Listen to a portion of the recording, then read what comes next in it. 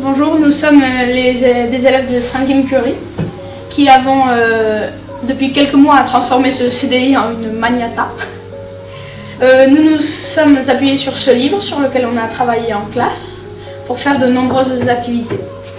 On parle d'ailleurs de l'histoire d'une petite fille qui devient amie d'un lion en Afrique alors que sa mère s'oppose un peu à cette façon de vivre de sa fille. Et à partir de ce livre, nous avons fait par exemple des images où nous allons préparer un exposé. Et nous avons fait surtout un défi de lecture avec les 2 5e pour comparer la compréhension du livre. Alors, l'organisation, donc, elle a consisté en diviser la classe en plusieurs groupes de 4-5 personnes qui ont fait des différents travaux qui consistaient dans l'Afrique, mais surtout le Kenya et les Maasai. Et aussi, on a fait un grand jeu de préparation. La classe gagnante aura un voyage sur un musée que nos camarades après nous parleront sur ce sujet. Le défi lecture s'est déroulé dans la salle polyvalente. Il y avait différents groupes et ces groupes devaient répondre à des questions sur les Maasai, le Kenya ou le roman. Aussi, pour la classe gagnante du défi lecture, il y avait une sortie au centre d'anthropologie de Madrid. Moi, le défi lecture m'a paru très intéressant. Ça m'a servi à comprendre du vocabulaire qu'avant je ne comprenais pas dans le livre. Aussi, grâce à ça, on connaît comment étaient les Maasai avant, quelle était sa culture. Ça m'a aidé, j'ai plus apprécié le livre. En technologie, on a fait des images, on les a mis sur un logiciel et on les a vectorisées, c'est-à-dire qu'on les a mis pour mettre les différentes couleurs à l'image et on en voit quelques-unes là. Aussi, l'exposition qui est ici dans le CDI, on va la présenter aux enfants de primaire pour qu'ils apprennent plus sur les Maasai et le Kenya et le livre du lion.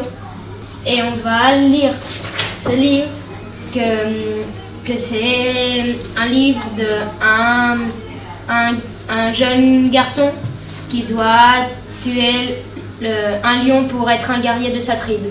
Mais je raconte pas la fin, c'est non.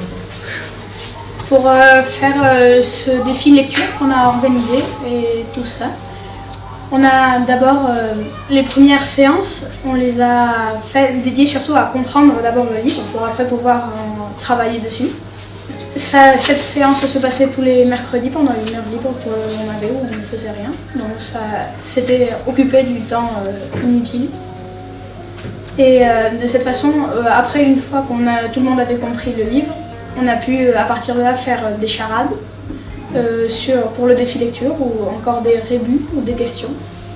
Et contre l'autre classe, une sorte de concours.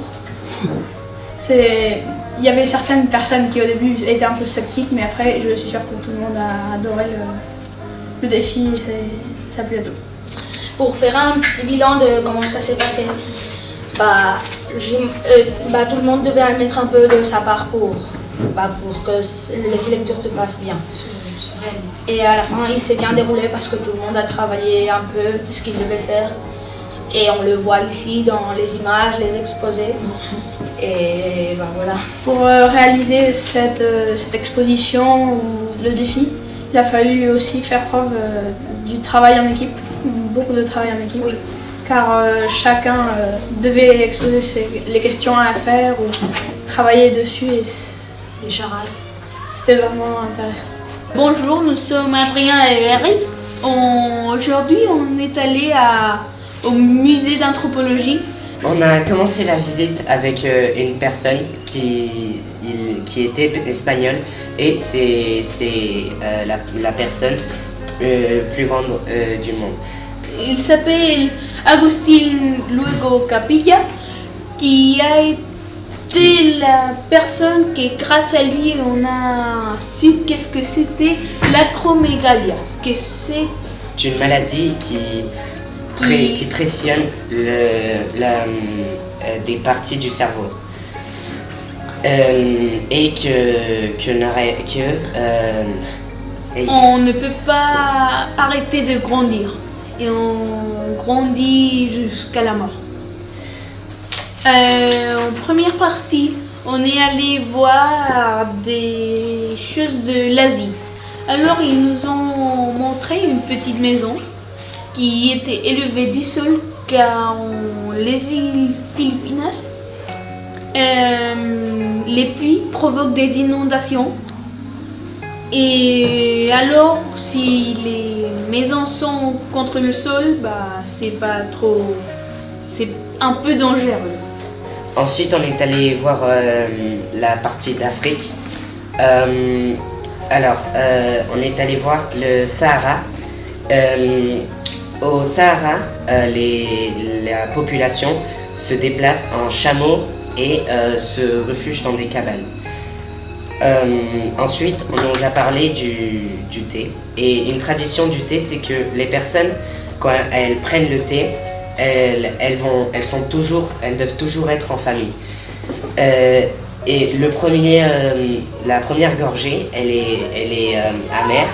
La deuxième, elle est sucrée. Et la troisième, elle est douce. Ensuite, on est allé voir l'Amérique et on a vu les tribus de l'Amazonie. Ils nous ont raconté une légende d'un oiseau qui s'appelle le Huaraduntia, qui avant était un capitaine de guerre. Donc il a eu une mort noble et le dieu de la guerre l'a donné une deuxième vie, mais comme oiseau. Et voilà. Ce sont les choses qu'on nous a montrées qu'ils nous ont racontées au musée d'anthropologie. Nous voudrions remercier les professeurs qui nous ont aidés à réaliser cette activité, Madame Agaton, Madame Aïssaoui et Monsieur Peralez. Vive